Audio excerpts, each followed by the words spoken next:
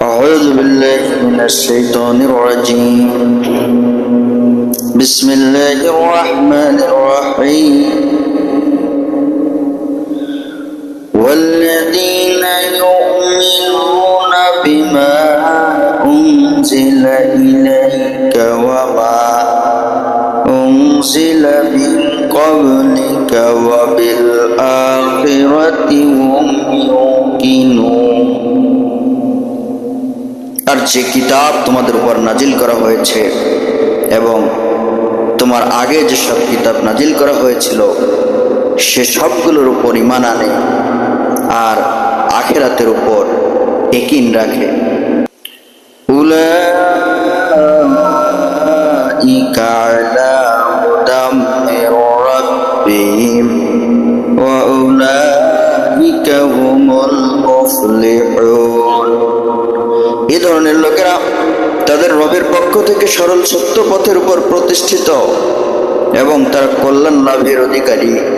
ইন্নাল্লাযীনা কাফারু সাওয়াউন আলাইহিম আআনযারতাহুম আম লাম তুনদিরহুম লা ইউমিনুন।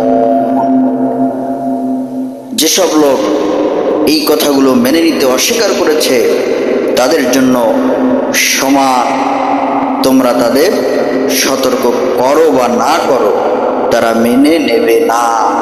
খতামাল্লাহু আলা কুলুবিহিম ওয়া আলা সামঈহিম ওয়া আলা আবসারিহিম গিশাওয়া ওয়া লাহুম আযাবুন আলীম। আল্লাহ তাদের হৃদয় এবং কানে মোহর মেরে দিয়েছেন এবং তাদের চোখের উপর আবরণ পড়ে গেছে, তারা শাস্তি পাওয়ার যোগ্য। এই মোহর মেরে দেওয়ার ব্যাখ্যায় বলা হচ্ছে, যখন তারা উপরে বর্ণিত মৌলিক বিষয়গুলো প্রত্যাখ্যান করেছিল এবং নিজেদের জন্য কোরআনের প্রস্তাবিত পথের পরিবর্তে অন্য পথ বেছে নিয়েছিল, তখন আল্লাহ তাদের হৃদয়ে ও কানে মোহর মেরে দিয়েছিলেন।